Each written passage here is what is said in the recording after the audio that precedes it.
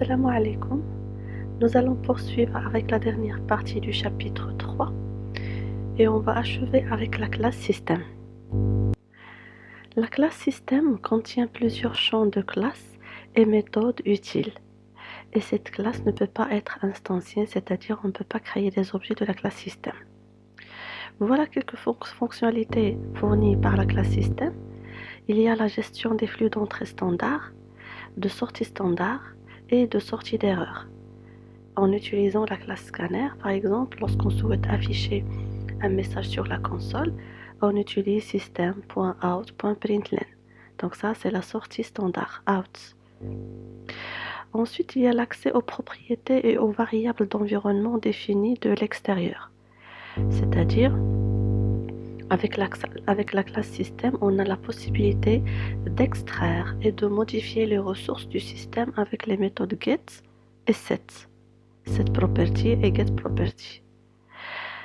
Aussi, il y a le chargement des fichiers et des bibliothèques. On peut charger des bibliothèques de liens dynamiques avec la méthode load library. Aussi, on peut obtenir l'heure du système avec la méthode current time millis. Aussi, on peut forcer la récupération de l'espace mémoire des objets qui ne sont plus utilisés. Donc, avec la méthode gc ou garbage collector, on peut récupérer l'espace mémoire qui est sorti de la portée du programme. Et finalement, nous allons citer la méthode qui permet de copier rapidement une partie du tableau, et c'est la méthode array copy que nous avons déjà vue auparavant. Voilà un exemple qui nous permet d'obtenir l'heure actuelle du système, et ce en millisecondes bien sûr.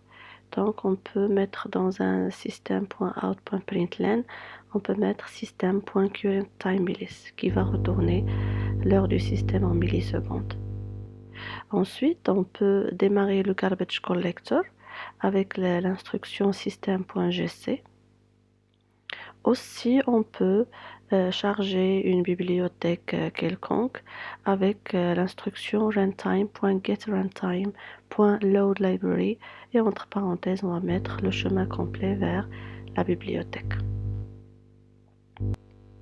Aussi, on peut afficher les propriétaires du système courant avec l'instruction system.getProperties.list et system.out entre parenthèses pour afficher les informations sur la console. Donc là, on pourrait afficher les propriétés de notre système. On va avoir la version de la spécification Java, la version du runtime Java, aussi la version du système d'exploitation, de la machine, aussi le pays, etc. Donc il y a plusieurs propriétés système qui peuvent être affichées avec la méthode getProperties.list. De plus, on peut modifier les propriétés du système ou bien changer le nom seulement.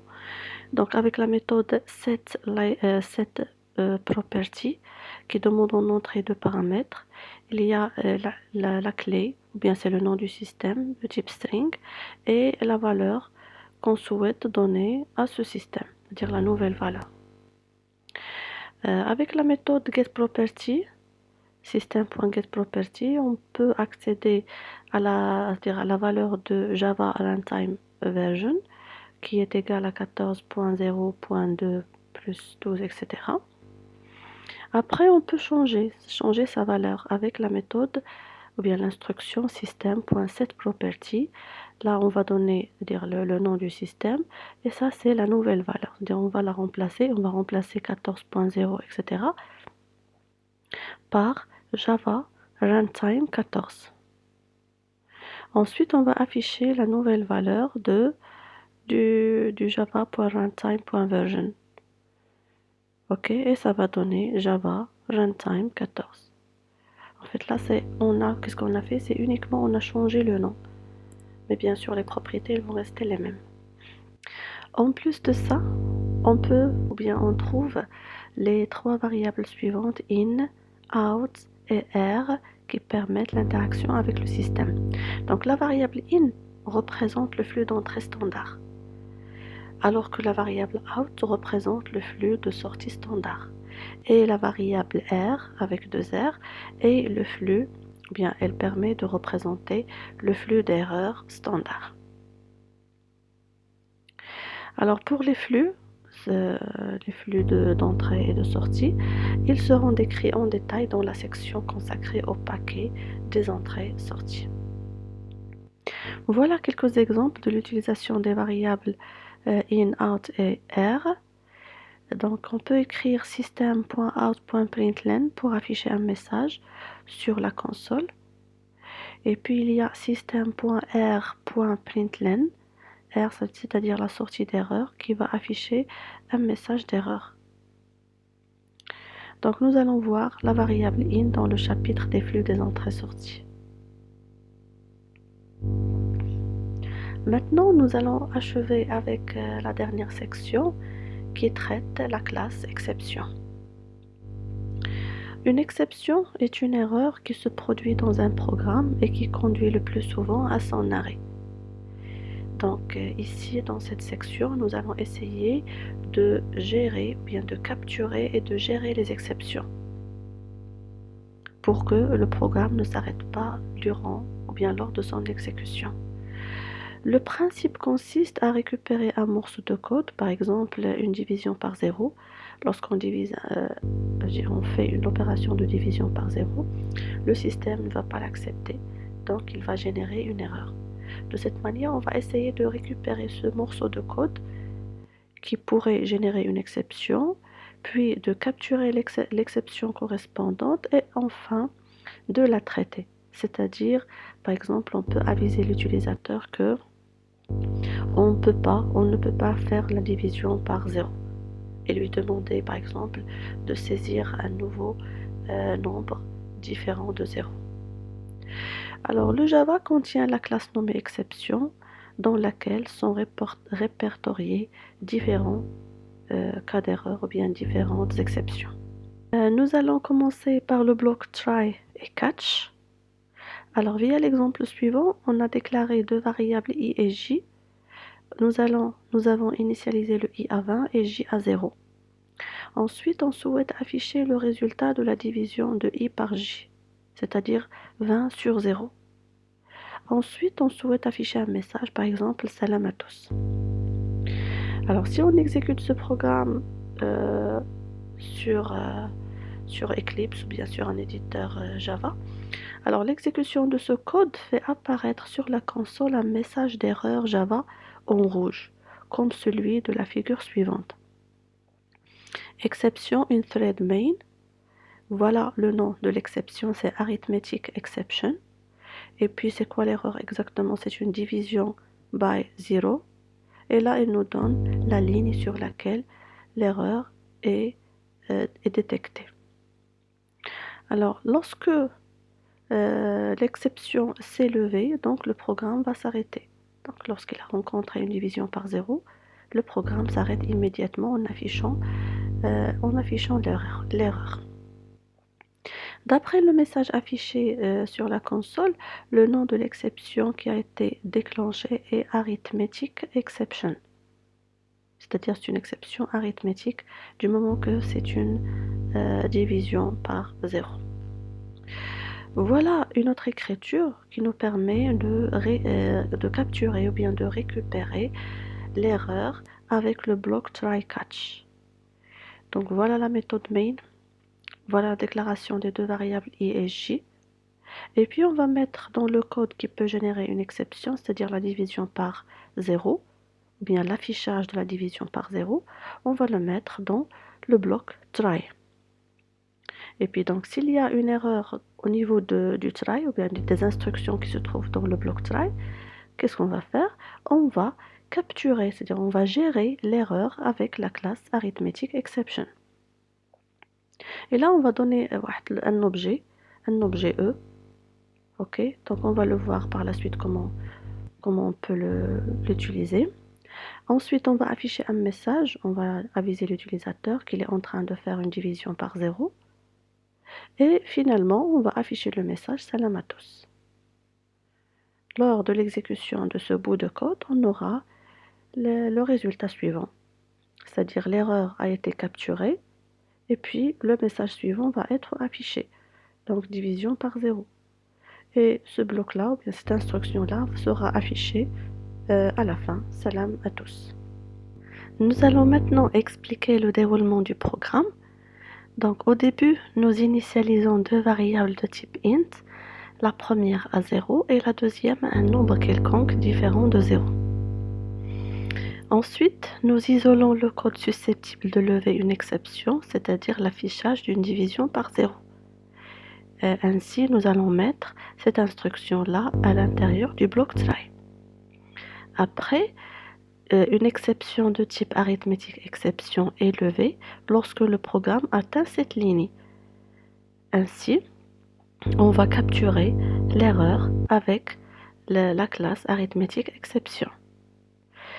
Le bloc catch contient justement un objet de type arithmétique exception en paramètre.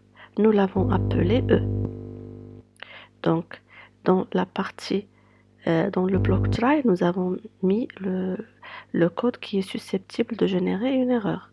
Et dans le catch, on a précisé quel est le nom de la classe exception qui va gérer cette erreur-là.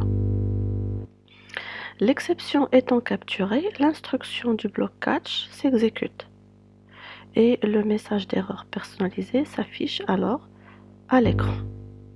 L'objet E de la clause catch peut servir à préciser notre message grâce à l'appel de la méthode getMessage ou bien la méthode printStackTrace. Donc l'objet E qu'on a ajouté à côté de arithmetic exception, de la classe arithmetic exception, peut être utilisé pour afficher des informations sur l'erreur que nous avons rencontrée lors de l'exécution de notre programme. Il y a diverses méthodes qui peuvent être utilisées avec l'objet E de la classe exception ou bien de la classe précisément arithmetic exception. Il y a la méthode getMessage qui permet de lire le message d'erreur.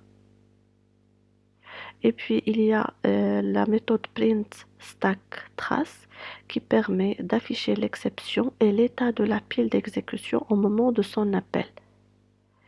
Et après, il y a la méthode printStackTrace, c'est la même méthode mais avec un paramètre d'entrée, c'est-à-dire que la méthode a été surchargée. Ici, nous allons afficher ou bien renvoyer toutes les informations sur l'erreur vers un flux, bien vers un fichier. Voilà un exemple dans lequel on fait appel à la méthode getMessage avec l'objet E et le résultat qui sera affiché c'est division by 0. Ensuite, si on fait l'appel de la méthode printStackTrace, e.printStackTrace, le résultat affiché sera le suivant, c'est-à-dire il va nous afficher l'état de la pile. Voilà le type d'erreur, division par 0, la ligne où se trouve l'erreur, etc. Après, il y a la clause finale. C'est une clause qu'on peut ajouter au bloc try-catch. Voilà un exemple. Dans la méthode main, je vais ajouter le bloc try, mettre dedans le code qui est susceptible de générer une exception. Dans le bloc catch, je vais mettre le type d'exception ou bien le type d'erreur qui peut être rencontré. C'est une erreur arithmétique. Ensuite, je vais afficher un message division par 0 et puis je vais afficher le message d'erreur. Ou bien je peux remplacer le tout par e.printStackTrace. En fait, vous êtes libre d'utiliser le message d'erreur qui vous convient. Et puis, je vais ajouter la clause finally dans laquelle je vais mettre un message quelconque. En fait, dans la clause finally, un morceau de code est exécuté quoi qu'il arrive. Donc, ce qu'on va mettre dans la clause finally sera exécuté que ce soit il y avait une erreur, une exception qui a été générée ou non. Cela est surtout utilisé lorsque vous devez vous assurer d'avoir fermé un fichier. c'est-à-dire dans la clause finale, on met toujours, ou bien d'habitude, on met la fermeture des fichiers, la connexion à une base de données, ou bien un socket, etc. C'est-à-dire, quel que soit le déroulement du programme, cette partie-là, ou bien ce qu'on va mettre dans la clause finally, sera exécuté, bien sûr. Maintenant, nous allons parler des exceptions personnalisées. Tout à l'heure, on a parlé de l'exception arithmetic exception, qui est déjà prédéfinie avec Java. Maintenant, on peut générer ou bien créer nos propres exceptions. Voilà un exemple. Nous allons créer une classe qui s'appelle ville, et puis nous allons créer des objets de cette classe. Puis, la classe ville va contenir les attributs suivants. Il y a ville en minuscule, pays et le nombre d'habitants. C'est-à-dire que chaque ville a un nom, appartient à un pays et puis il a un nombre d'habitants. Lors de la création des objets de la classe ville, nous allons mettre en œuvre une exception afin d'interdire la création d'un objet ville avec un nombre d'habitants négatif. C'est-à-dire l'exception qu'on va créer, c'est interdire la création d'une ville avec un nombre d'habitants négatif, dans le cas où il y avait, ou bien il y aura une erreur de frappe. Voilà la classe ville, public class ville, avec ses trois attributs, ou bien données membres. Il y a la ville, le pays et le nombre d'habitants. Voilà le constructeur par défaut, qui n'a aucun paramètre en entrée, qui permet d'initialiser la ville à inconnu, pays aussi, et le nombre d'habitants à 0. En fait, nous allons appeler ce constructeur par défaut dans le cas où il y a un problème avec le constructeur avec paramètres. Ensuite, voilà le constructeur avec paramètres qui contient les trois attributs membres. Il y a la ville, le pays et le nombre d'habitants. Et bien sûr, nous allons initialiser chacun des attributs ou bien des données membres de la classe avec les paramètres en entrée du constructeur. Ensuite, nous allons ajouter les accesseurs getVille, getPay, getNB, ou bien le nombre d'habitants. Ces trois accesseurs permettent de retourner la ville, le pays et le nombre d'habitants respectivement. Ensuite, nous allons ajouter la méthode toString qui va nous permettre d'afficher toutes les informations de la ville en question.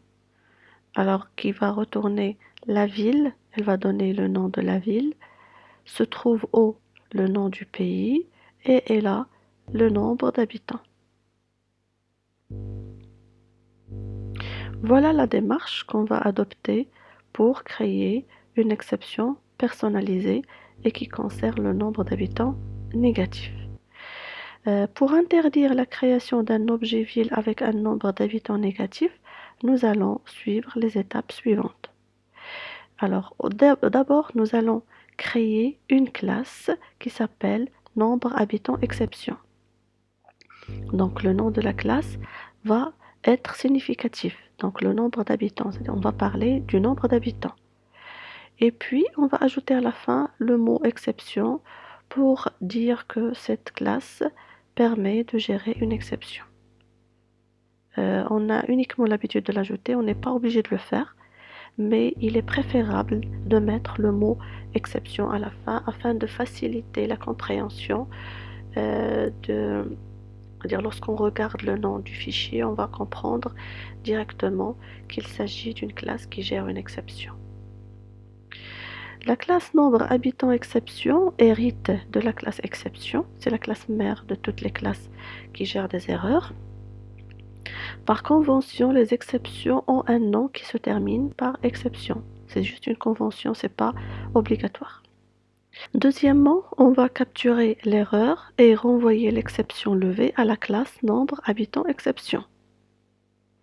Et troisièmement, on va gérer les exceptions qui pourraient survenir avec un bloc try et catch. Voilà l'exécution de la première étape. On va créer la classe nombre habitant exception qui hérite de la classe exception. La voilà.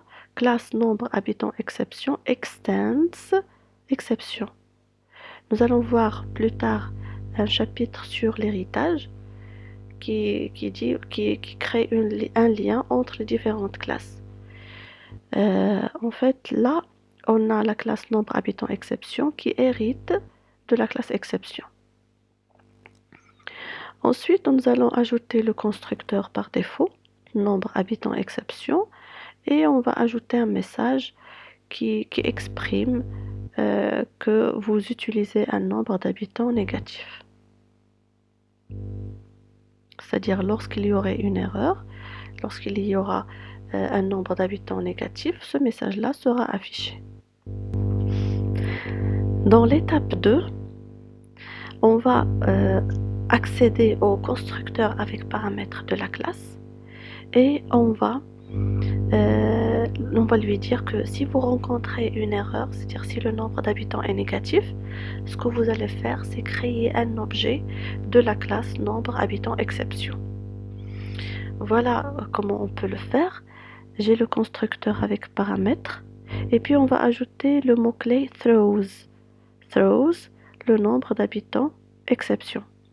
C'est-à-dire que s'il y a une erreur ou bien une exception levée au niveau du constructeur, on va la jeter. Throws, ça veut dire jeter vers la classe nombre habitant exception. C'est-à-dire que cette classe-là qui va gérer cette erreur. Dans le constructeur, on va ajouter une condition pour tester si le nombre d'habitants est négatif. If le nombre d'habitants est inférieur à 0, on va faire quoi? On va faire throw. En fait, là, on a throws et là, throw new nombre habitant exception. New, donc lorsqu'on fait new, ça veut dire qu'on va créer un objet. Alors, si le nombre d'habitants est négatif, on va créer un objet de la classe nombre habitant exception. Sinon, donc si le nombre d'habitants n'est pas négatif, dans ce cas-là, on va initialiser les paramètres de notre classe. C'est-à-dire, on va initialiser la ville, le pays et le nombre d'habitants. L'instruction throws nombre habitant exception indique que si une erreur est capturée, c'est-à-dire si le nombre d'habitants est négatif, celle-ci sera traitée en tant qu'objet de la classe nombre habitant exception. Donc s'il y a une erreur au niveau de la construction de l'objet ville, tel que le nombre d'habitants négatif, on va dire au constructeur que c'est la classe nombre habitant exception qui va se charger de la gérer.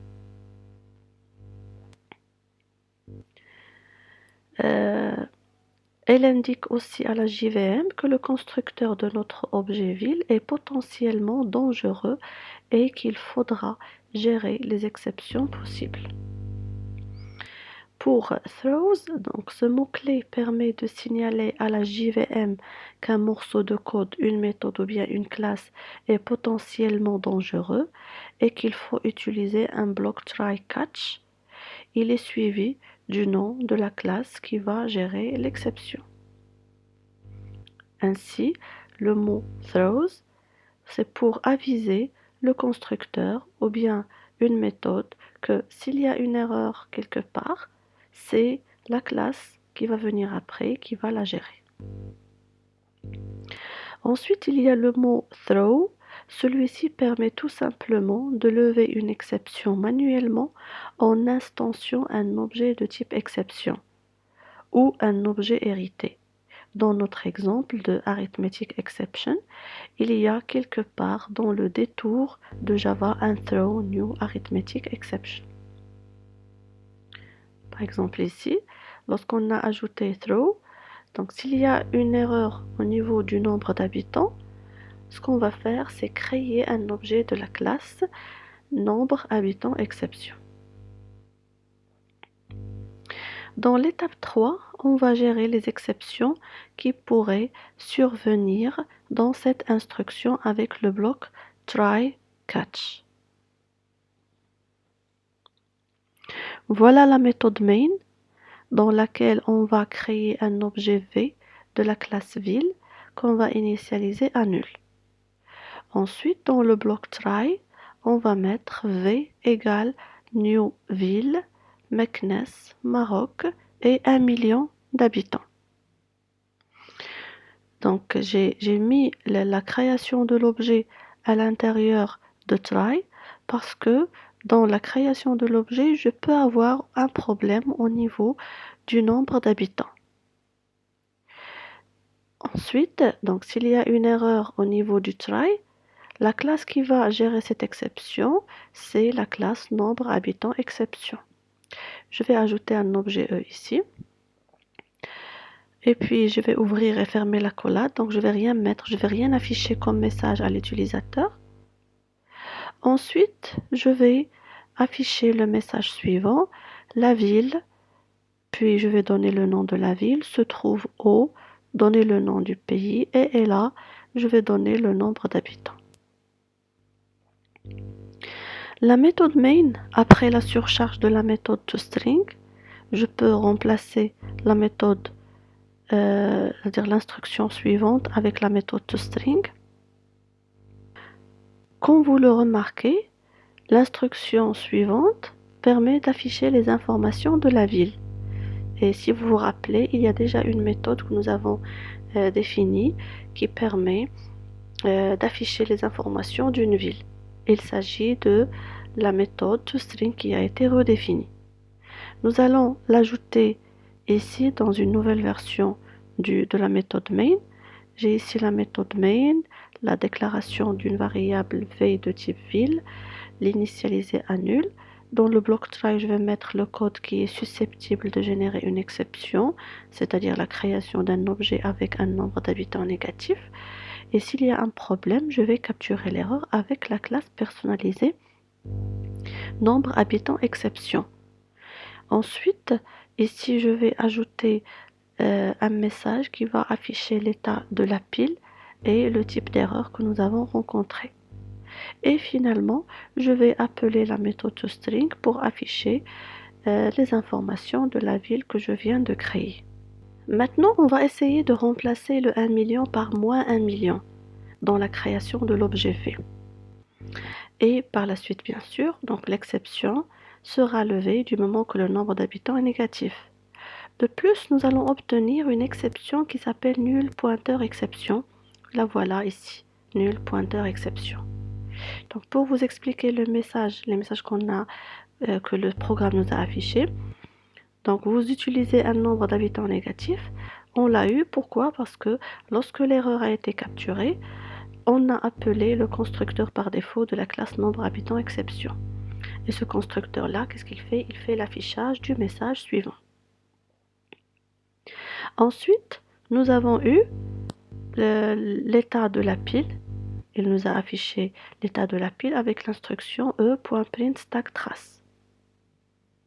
Ensuite, il y a l'affichage du message ou bien des informations sur la ville avec v.toString.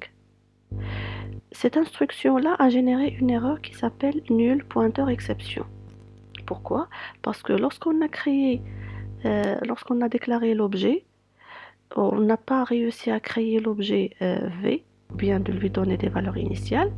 Ensuite, ici, lorsqu'on a souhaité accéder au nom de la ville, au nom du pays et au nombre d'habitants, on n'a pas trouvé d'informations dans ces différents attributs. C'est pour cette raison, v.toString n'a pas pu répondre ou bien n'a pas pu afficher les informations correspondantes et de cette manière, elle nous a affiché l'exception qui s'appelle nul pointeur exception. Donc je vais vous lire l'explication un peu plus en détail. Lorsqu'on a ajouté un nombre d'habitants négatif, une exception est levée et l'instanciation de V a échoué. C'est tout à fait normal du moment qu'on n'a pas pu créer l'objet ou bien lui allouer la mémoire. Ni allouer la mémoire, ni lui donner des valeurs. Ensuite, dans la clause catch, on a capturé l'erreur et un objet nombre habitants exception est créé. Par la suite, lorsqu'on a appelé l'instruction v.toString, donc l'objet v est nul, donc il ne contient rien. Et par conséquent, une erreur ou bien une exception nulle pointeur exception est levée. Voilà une meilleure solution pour remédier à ce problème. Donc pour résoudre ce problème, on utilise la clause finally avec à l'intérieur l'instanciation d'un objet vil par défaut si celui-ci est nul. Voilà la méthode main. Voilà la déclaration de la variable v, de l'objet v de la classe vil et qu'on a initialisé à nul. Dans le bloc try, on aura la création de l'objet. Le bloc catch va récupérer l'erreur avec la classe nombre habitant exception. Et dans le bloc finally, on va faire le test suivant. Si v est égal à nul, c'est-à-dire que si si l'objet v n'a pas été créé, c'est-à-dire s'il y a un problème ici, l'objet v ne sera pas créé. Donc il va garder sa valeur nulle. Alors si v est égal à nul, dans ce cas-là, on va appeler le constructeur par défaut. Ça marche. Et finalement, on va afficher les informations de la ville v. Et en résultat, nous aurons, vous utilisez un nombre d'habitants négatif, du moment qu'on a appelé la classe nombre habitant exception. Et après, pour le système.out.println v.toString, il va nous afficher les informations du constructeur par défaut. Donc, il va donner la ville inconnue, se trouve au inconnu, et elle a 0 habitants. Voilà le programme complet de notre exercice. Voilà la classe nombre habitant exception. J'ai nombre habitant exception qui hérite de la classe exception. Dans le constructeur, je vais afficher le message suivant. Vous utilisez un nombre d'habitants négatif. Dans la classe ville, je vais avoir ses attributs. Le constructeur par défaut. Le constructeur avec paramètres. Comme on l'a fait tout à l'heure, on a ajouté le mot-clé throws. Et puis, s'il y a un nombre d'habitants négatifs, on va jeter l'erreur vers le constructeur de la classe. On va ajouter les accesseurs getVille, getPay, getNombre d'habitants. Et il y a aussi la méthode toString. Après, dans la méthode main, on va créer par exemple deux objets v et w qu'on va initialiser à nul. Ensuite, on va créer le bloc try dans lequel on va mettre la création des deux objets. Catch pour ajouter la classe qui va capturer l'erreur. Et finally, on va traiter les deux objets. C'est-à-dire s'il y a un problème dans la création de l'objet v ou bien w, on va appeler le constructeur par défaut. Et finalement, on va afficher les informations des villes. En résultat, on aura les messages suivants. Vous utilisez un nombre d'habitants négatif parce que la ville de Fès, on a commis une erreur, on a ajouté moins 1 million. Donc ce message-là va être généré à cause du nombre d'habitants de la ville de Fès. Et après, on va avec la méthode toString, donc on va afficher les informations de la ville de Meknes au début et par la suite les informations de la ville de Fès. Du moment qu'on n'a pas pu créer l'objet W, donc on va appeler le constructeur par défaut qui donne des informations aléatoires à notre objet. Maintenant, nous allons passer pour voir comment gérer plusieurs exceptions. Supposons que nous voulons lever une deuxième exception si le nom de la ville fait moins de 3 caractères. C'est-à-dire en plus de nombre d'habitants négatifs, on souhaite ajouter une deuxième exception si le nom d'une ville est inférieur, ou bien la longueur du nom de la ville est inférieure à 3. Donc nous allons répéter les 3 étapes précédentes sur la taille du nom de la ville. Là aussi, nous allons créer une deuxième classe exception qu'on va nommer nom ville exception. Voilà sa description, le nom ville exception qui hérite de la classe exception. Et là, on va ajouter dans le constructeur, on va ajouter un constructeur qui va demander un message en paramètre d'entrée. Et ce message-là sera affiché. Donc, je vais vous montrer après comment faire l'exécution. La deuxième étape, c'est la réécriture du constructeur. Donc tout à l'heure, on a réécrit le constructeur en ajoutant l'exception nombre habitant exception. Là, on va ajouter la deuxième classe exception. Donc voilà la ville, constructeur de la ville, qui va jeter, donc s'il y a un problème, on va jeter les erreurs ou bien les exceptions aux classes nombre habitant exception, virgule, non, non ville exception. C'est-à-dire s'il y a une erreur au niveau de la ville, ou bien de la création de l'objet ville, ce sont ces deux classes qui vont gérer les exceptions.